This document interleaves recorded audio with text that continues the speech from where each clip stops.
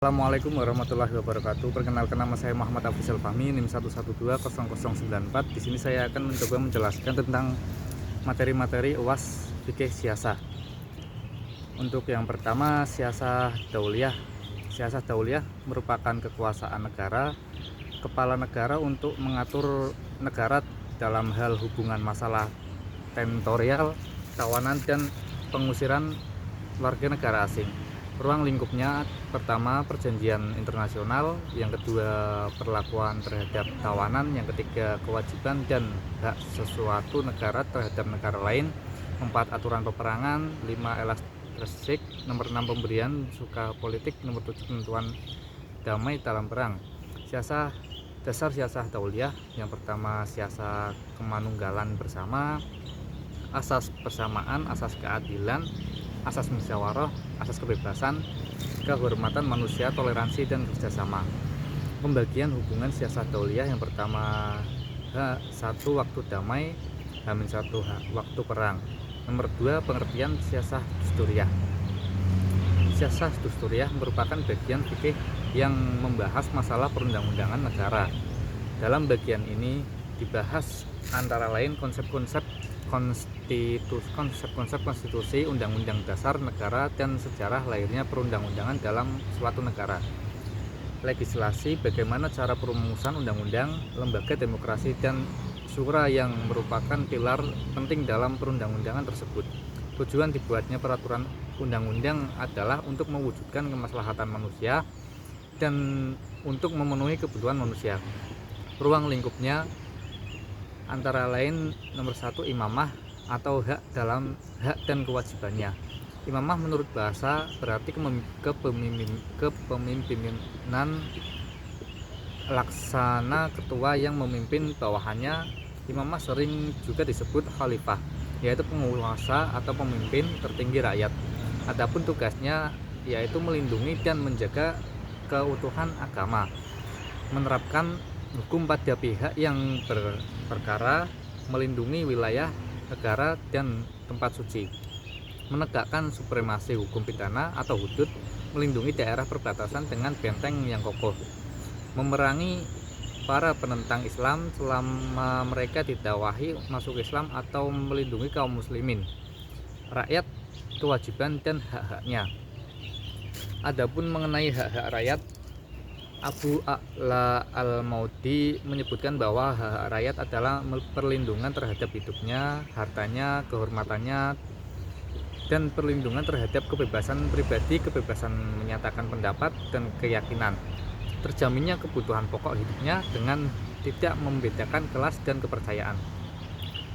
Baiat: pengakuan memenuhi dan menaati imam yang dilakukan oleh al-hal wa al-fikri yang disanakan sesuatu permusyawaratan. Merbat kekuasaan imamah itu dapat terjadi dengan salah satu cara dari dua cara. Yang pertama, dengan pemilihan al-had wal akdi, dua perjanjian imam yang sebelumnya. Pembagian siasah dusturiyah. Siasah dusturiyah dibagi menjadi dua, yaitu yang merupakan legislasi, yang kekuasaan pemerintah Islam dalam membuat dan menetapkan hukum, al-sulta al-tanzifiyah, yang merupakan kekuasaan eksekutif yang meliputi persoalan imamah, bai'ah, wazirah, dan waliyah ahdi.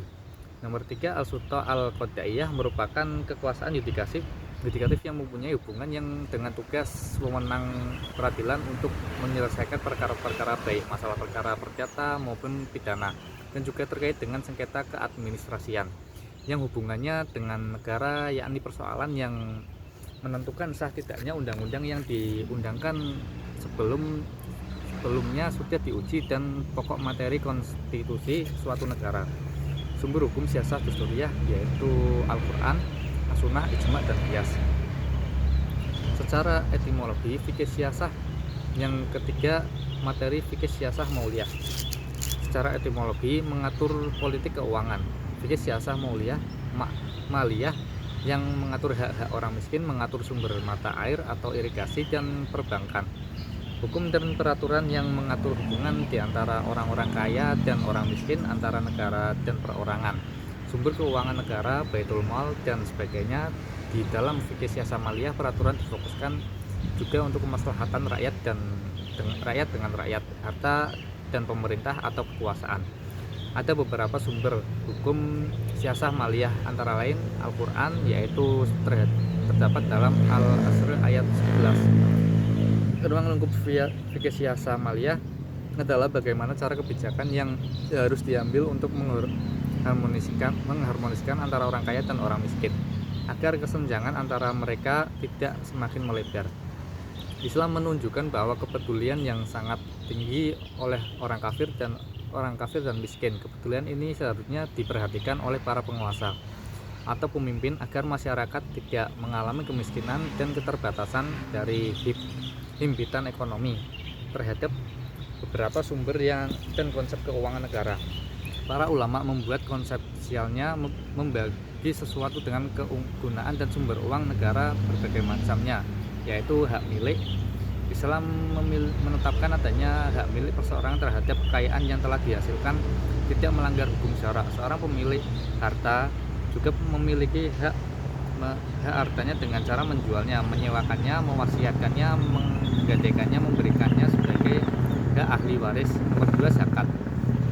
Zakat adalah sejumlah harta yang tertentu yang tidak diwajibkan Allah untuk memberikan kepada orang yang berhak menerima. Zakat mulai diberlakukan dan diwajibkan kepada umat Islam dan tahun kedua Hijriah. Zakat bisa berupa makanan, buah-buahan, harta dan kekayaan. Nomor 3, ghanimah merupakan harta yang berhasil dirampas dari orang-orang kafir melalui peperangan. Nomor 4, jizyah dengan pajak yang diwajibkan keadaan semua orang non-muslim, laki-laki merdeka yang sudah dewasa, sehat dan kuat. Fa'i, tentang fa'i itu harta yang diperoleh tanpa pertempuran.